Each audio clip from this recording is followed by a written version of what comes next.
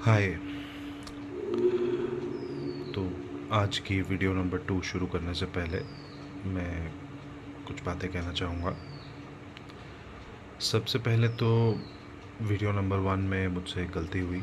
मैंने कहा कि आखिरी में वीडियो के कि हिंदुज़म के 4 पिलर होते हैं, जबकि मैंने 5 पिलर बताए। तो आई एम सॉरी। 5 पिलर्स को एक बार मैं फिर से रिपीट कर देता हूँ ताकि कोई कन्फ्यूज़न ना रहे इसमें। सबसे पहला जो पिलर है वो है धर्म, यानी अच्छे काम करना, सही काम करना, जिससे आपका और दुनिया का भला हो, सब सही दिशा में जाएं। दूसरा है कर्म, जिसको मैंने बताया law of cause and effect. Every action has equal and opposite reaction. अच्छे काम करने से, अच्छी सोच रखने से चीज़ें अच्छी तरफ जाती हैं, बुरे काम करने से, बुरी सोच रखने से चीज़ें बुरी तरफ जाती हैं। तीसरा है रीइंकार्नेशन, जिसको कहा जाता है पुनर्जन्म, कि हमारा शरीर नश्वर है, मिट जाएगा, लेकिन हमारी आत्मा है, अमर है, वो हमेशा चलती रहेगी और हर जन्म में वो सीखती रहेगी, बढ़ती रहेगी और उसी के हिसाब से दुनिया चलती है। चौथा जो पिलर है वो है भ्रमण, यानी हम और भगवान और सभी चीज़ें जो दुनिया में हैं, all are part of the same thing, we are one and the same. और पांचवा और आखिरी पिलर है मोक्ष, यानी उस ब्रह्मन में जाके मिल जाना, विच जो मैंने बताया कि विच is the ultimate goal of all life in the world. मुझे लगता है कि इन वीडियोस में, इन ब्लॉग्स में मुझे जो कहना है मैं उसे अनफिल्टर्ड ही रखूं। अगर कुछ गलती भी होती है किसी वीडियो में तो मैं उसे आने वाली वीडियोस में सुधारूं, ना कि जो वीडियो एक बार बनी उसे चेंज करूं। ऐसा मुझे लगता है कि ये एक बेटर अप्रोच है, ये एक सही अप्रोच है इन वीडियोस के लिए, इन ब्लॉग्स के लिए, ताकि मुझे जो कहना है, जो समझाना है तुम्हें, वो मैं एक लय में, एक सुर के साथ समझा पाऊँ। मुझे बार बार उसमें रुकना नहीं पड़े कि ये कंसेप्ट है, ये ऐसा क्यों है या ऐसा क्या है। आई थिंक ये बेटर मैकेनिज़्म रहेगा, ना कि मैं वीडियोस को फ़िल्टर करूं, उनको बाद में कट एंड पेस्ट करूं। खैर, ये मेरा डिसीजन है, तो आगे बढ़ते हैं। आज का जो ब्लॉग नंबर 2 है, ये मैंने बेस किया है हिंदू टेक्स्ट के ऊपर, जानने के लिए कि हमें पढ़ना क्या है, समझना क्या है और किन किताबों में, किन ग्रंथों में, किन टेक्स्ट में ये बात कही गई है हिंदुज़म के बारे में कि हिंदुज़म क्या है। तो ऐसा हम लोग मानते हैं, ऐसा हमारी मान्यता है कि हिंदू टेक्स्ट को, किसी भी टेक्स्ट को 2 भागों में बांटा जा सकता है। पहला जो भाग है उसे कहा जाता है श्रुति और दूसरा जो भाग है उसे कहा जाता है स्मृति। श्रुति वो टेक्स्ट बताए गए हैं जो हमें बोला गया है कि डिविनिटी से हमें मिले हैं, यानी भगवान के दिए हुए टेक्स्ट हैं हमें। अब ये चीज़ थोड़ी मैंने पर्सनलाइज़ की है अपने फ़िलॉसफी में, अपने कंसेप्ट में। जो मुझे लगता है कि Hinduism is such a religion, जो हमारा पास्ट है, हमने साइंस को बहुत ज़्यादा इंटीग्रेट किया है अपने कल्चर में। मैं एक एग्ज़ाम्पल देता हूँ, जैसे कि कहा जाता है कि पुराने ज़माने में, कुछ हज़ार साल पहले भी, जब ज़ीरो का हिंदुस्तान में जन्म हुआ, तब सोलर एक्लिप्सेस को कैलकुलेशन उनकी हिंदुस्तान में की जाती थी।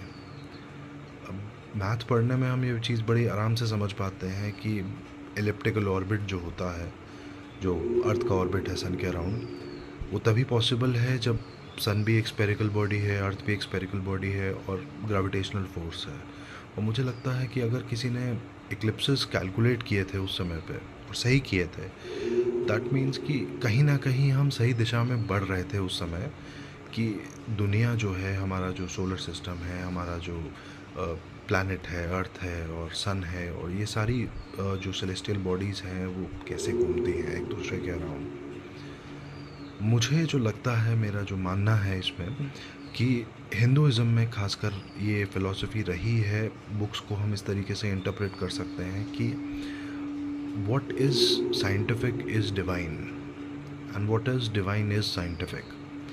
ज़रूरी नहीं है कि हमारे जो भगवान हैं, हमारे जो मान्यताएं हैं, हमारे जो बिलीफ है वो सुपरनैचुरल हों। मुझे लगता है कि कहीं ना कहीं उनका जोड़ है साइंस के अंदर, उनका एक फाउंडेशन है साइंस के अंदर, और वहीं से वो डेवलप हुए हैं। कोई भी कल्चरल बिलीफ जो हमने बनाया है वो मुझे लगता है एक अपने आप में एक बड़ा एक स्ट्रेंथ है हिंदुइज़्म का, कि हमारे जो बिलीफ हैं वो साइंस के साथ बने हैं। वो बने हैं ऐसे कि उनको हम अपने आप चेक कर सकते हैं, उनको सोच सकते हैं, उनके बारे में हम विचार कर सकते हैं कि ये जो बिलीफ है इसका बेसिस क्या है, क्यों है। और कोई बिलीफ ऐसा है जो समय के साथ हमें पता चलता है कि साइंटिफिक नहीं है, तो हम उसको बदल भी सकते हैं। ऐसा नहीं है कि एक बिलीफ एक बार बना लिया गया तो हम उसमें बंध गए हैं, हम उसमें रम गए हैं और हमें उसी के साथ चलना है। अगर पता चलता है कि कोई बिलीफ साइंटिफिक नहीं है, हम उसे बदल सकते हैं। जैसे मुझे एक मेरी बड़ी पसंदीदा किताब है इंडियाज़ फ्रीडम स्ट्रगल, तो ये मेरी लाइब्रेरी में भी रखी है। इसमें एक बड़ी अच्छी बात बताई गई है कि गांधी जी ने अनटचेबिलिटी के अगेंस्ट में कैसे एक आंदोलन किया और उसे बदला। मुझे जो चीज़ ये किताब पढ़ के और जो बाकी मैंने चीज़ें पढ़ी और समझी, उनसे ये चीज़ समझ में आई कि कहीं ना कहीं हमारे बिलीफ सिस्टम में किसी पॉइंट पे एक कुछ गलत चीज़ आई कि छुआछूत, अनटचेबिलिटी एक चीज़ डेवलप हो गई कि ये किसी को छूने से हमें बीमारी फैल जाएगी, हमें एक समस्या हो जाएगी, हमारे हम अधर्म हो जाएंगे, अधर्मिक हो जाएंगे। और जो चीज़ लोगों ने समझी उस समय, गांधी जी ने और बाकी लोगों ने अनटचेबिलिटी के अगेंस्ट बहुत लोगों ने मूवमेंट किया कि ये साइंटिफिक बिलीफ नहीं है, ये दिस इज़ सुपरस्टिशन। एक ऐसी चीज़ है जो लोगों की मान्यता धीरे धीरे बनती गई और गलत दिशा में बढ़ती गई। और जब ये बात उन्होंने समझी, उन्होंने ना केवल अपने आप को बल्कि देश को बदला, हमारे बिलीफ सिस्टम को, कल्चर को बदला कि this is wrong, untouchability is wrong. किसी को छूने से किसी तरह की बीमारी आपको नहीं होगी, किसी तरह की समस्या आपको नहीं होगी। कहीं धर्म में ये नहीं लिखा है कि आप किसी के साथ बैठ के खाएंगे या पिएंगे तो आप अशुद्ध हो जाएंगे, ऐसा बिल्कुल नहीं है। तो मेरा जो मानना है कि हिंदुइज़्म की ये बड़ी एक ऐसी वेव है, एक रिवर है जो कॉन्स्टेंटली अपना रास्ता बदलती है, जो रास्ता उस हिसाब से चुनती है जैसे हम उसे चाहते हैं कि वो चुने।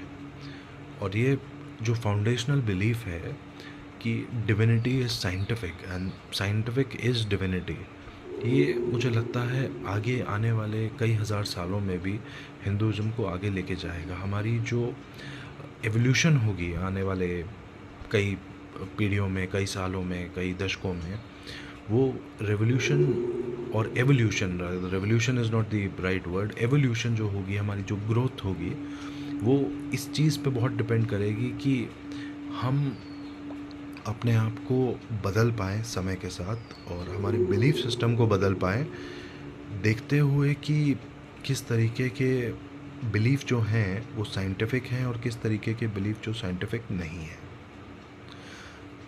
खैर, कमिंग बैक टू टॉपिक, जो मैंने बताया, दो हमने माने हैं कि दो तरह के टेक्स्ट होते हैं, एक है स्मृति और एक है श्रुति।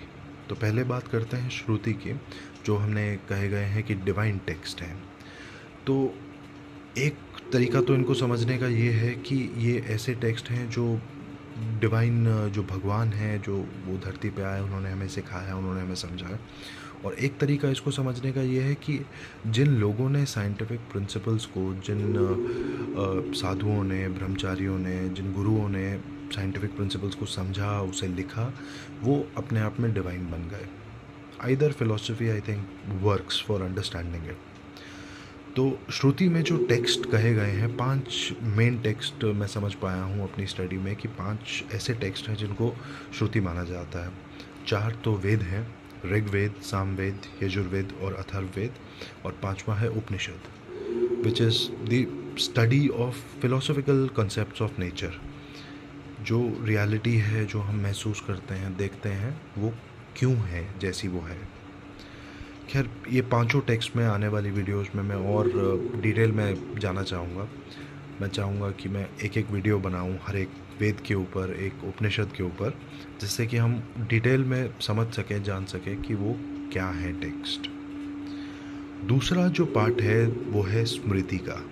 स्मृति वो टेक्स्ट हैं जो एक जनरेशन से दूसरी जनरेशन याद करके पढ़ाए गए हैं, पहले वर्बली, ओरली, एक दूसरे को बताकर, बयां करके, और बाद में उनको लिखा भी गया है।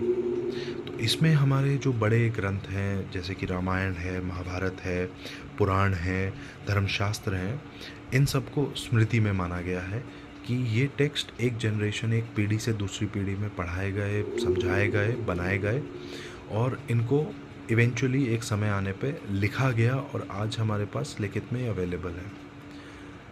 स्मृति के जो टेक्स्ट हैं उसमें एक पॉजिटिव भी है और नेगेटिव भी है, क्योंकि जो श्रुति के टेक्स्ट हैं वो एब्सोल्यूट्स माने गए हैं, क्योंकि वो एक बार लिख दिए गए, एक बार बयां हो गए, तो वो बदले नहीं हैं, वो अपग्रेड हुए हैं, पर उनके बेसिक कंसेप्ट में बदलाव नहीं आया।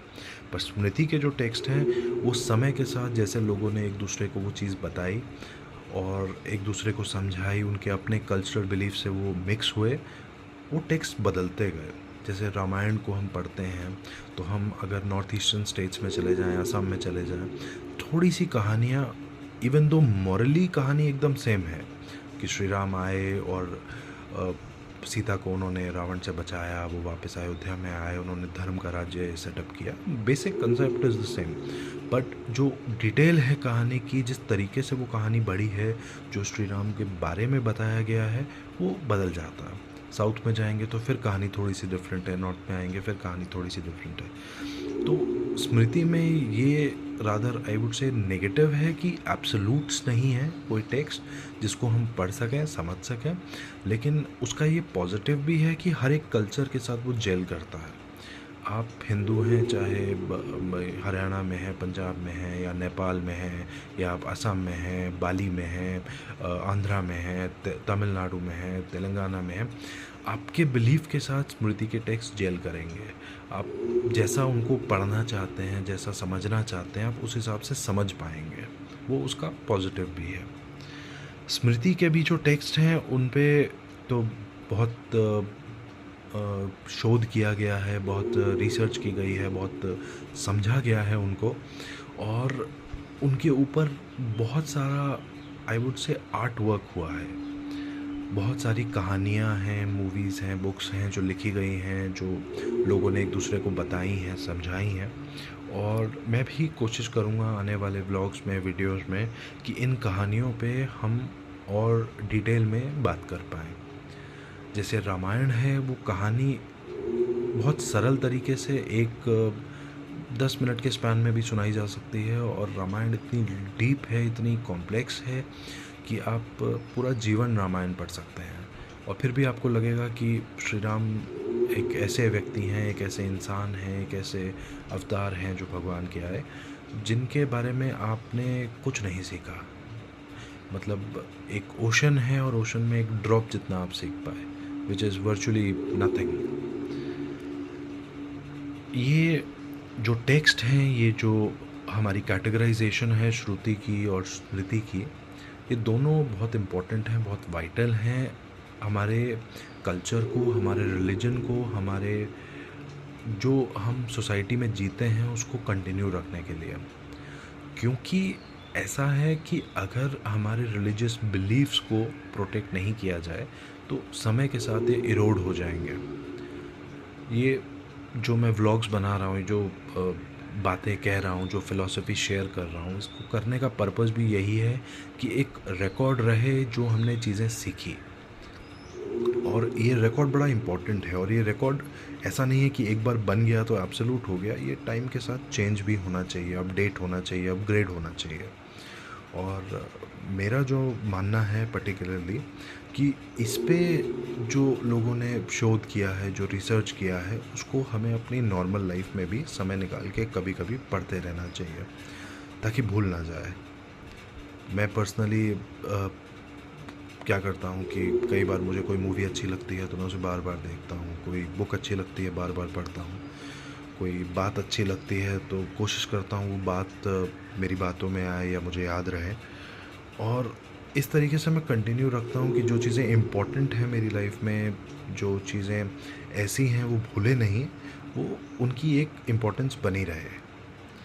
और मैं सोचता हूँ कि ये एक तरीका है जिससे मैं अपने आप में वो जागरूक रखता हूँ फीलिंग जो बचपन से हमने देखी है। जैसे मेरे पिताजी रोज़ पूजा करते हैं, बचपन से मैं देखता आया हूँ कि रोज़ बैठते थे, पूजा करते थे। कभी मंदिर में गए, कभी गुरुद्वारे में गए, कभी घर में उन्होंने मंदिर सेटअप किया और वो पूजा का एक सिलसिला चला। हालांकि मैंने पूजा कभी रोज़ नहीं की है उस तरीके से। मेरी जो स्पिरिचुअलिटी है वो थोड़ी अलग रही है हमेशा। मुझे लगता है कि भगवान जो है हमारे दिल में है, हमारी सोच में है, और उनकी जो पूजा आराधना है वो भी अपने मन में होनी चाहिए। उसको मूर्ति पूजन जैसे कहते हैं, मैं उसमें बहुत ज़्यादा यकीन नहीं रखता हूँ। मेरा जो यकीन है वो स्पिरिचुअलिटी में है कि God is everywhere and we and God are one and the same. तो मुझे वो चीज़ नहीं भाती, लेकिन उनका जो तरीका है अपनी स्पिरिचुअलिटी मेंटेन करने का, वो भी एक बहुत अच्छा तरीका है कि आप रोज़ पूजा करते हैं, रोज़ भगवान को याद करते हैं, रोज़ कुछ आरती गाते हैं, कुछ मंत्र पढ़ते हैं, तो आपकी लाइफ में वो स्पिरिचुअलिटी बनी रहती है। मेरा जो तरीका है विच इज़ अपने जो टेक्स्ट हैं, अपने जो बातें हैं, अपनी जो इम्पोर्टेंट थियोलॉजी है आई वुड से, वो याद करते रहना, वो उसके बारे में मूवीज़ देखना, पढ़ना, बात करना, ताकि वो बनी रहे। सबका अपना तरीका है and all ways are good ways, क्योंकि अल्टीमेट ऑब्जेक्टिव ये है कि हम अपने कल्चर को याद रखें, उसको इम्पोर्टेंस दें। इट डज़ नॉट मैटर कि कैसे करें, सभी का तरीका है which is good and okay, acceptable. In fact कोई नहीं भी याद रखता, कोई 25 साल में, 30 साल में एक बार याद करता है, दैट इज़ ऑल्सो ओके। जिसकी जो फ़िलॉसफी है, जिसके जो मापदंड हैं, जिसकी जो अंडरस्टैंडिंग है, वी एक्सेप्ट दैट। और ये एक कल्चर के लिए, हिंदुज़म जैसा बना है, जैसा कल्चर है, उसके लिए बड़ा ज़रूरी है। क्योंकि अगर हम अपने कल्चर में उतनी फ्रीडम नहीं ला पाएंगे कि आप खुले मन से सोच पाएँ, तो कल्चर डेवलप नहीं करेगा। जो मैंने बात कही मैं फिर से एक बार दोहराता हूँ, divinity is scientific and scientific is divine. Science तभी तरक्की करता है जब साइंस खुला रहे, जब हम एक दो चीज़ों के बारे में जो हम विचार करना चाहते हैं, रिसर्च करना चाहते हैं, एक्सपेरिमेंट करना चाहते हैं, वो कर पाएँ। अगर हम उसे रोकेंगे, अगर हम कहेंगे कि ये क्यों, ऐसा क्यों, वैसा क्यों, तो फिर वो तरक्की नहीं होगी। कोई भी चीज़ जो समय के साथ बन पाती है, चल पाती है, वो तभी चल पाती है जब वो इवॉल्व करे, जब वो ग्रो करे। और हमारे टेक्स्ट में जो श्रुति है टेक्स्ट और जो स्मृति है टेक्स्ट, इन सब में ये चीज़ बड़ी इम्पॉर्टेंट रही है कि समय के साथ इनको इंटरप्रेट किया गया है, वो इंटरप्रिटेशन को अपग्रेड किया गया है, और वो हमारे बिलीफ सिस्टम के साथ उसको अलाइन किया गया है। जैसे मैं आगे आने वाली वीडियोस में और डिस्कस करूँगा कि वो अलाइनमेंट कैसे हुई है, वो बिलीफ सिस्टम कैसे बना है, समय के साथ कैसे इवॉल्व किया है, और आगे भी जो मैं चाहता हूँ एटलीस्ट कि वो इवॉल्व करता रहे, क्योंकि वो इवॉल्व करेगा तो वो ग्रो करेगा। ज़रूरी नहीं कि हमें फॉलोअर्स चाहिए या हमें चाहिए कि लोग हिंदू हों, हिंदू बने या ट्रांसफॉर्म करें, उससे कोई फ़र्क नहीं पड़ता। फ़र्क पड़ता है कि जो कल्चरल सिस्टम बना है वो आगे बढ़े, इवॉल्व करे, और लोगों को जिस पॉजिटिव दिशा में वो आज तक लेके गया है, उसी पॉजिटिव दिशा में वो आगे लेके जाए, उसका नाम भले कुछ भी हो। इसी सोच के साथ मैं आज का जो ये व्लॉग है इसको अंत करना चाह रहा हूँ। बड़ा धन्यवाद सुनने का, और कोई अगर आपका सजेशन है, फीडबैक है, तो प्लीज़ कमेंट्स में ज़रूर कहिए। Thank you.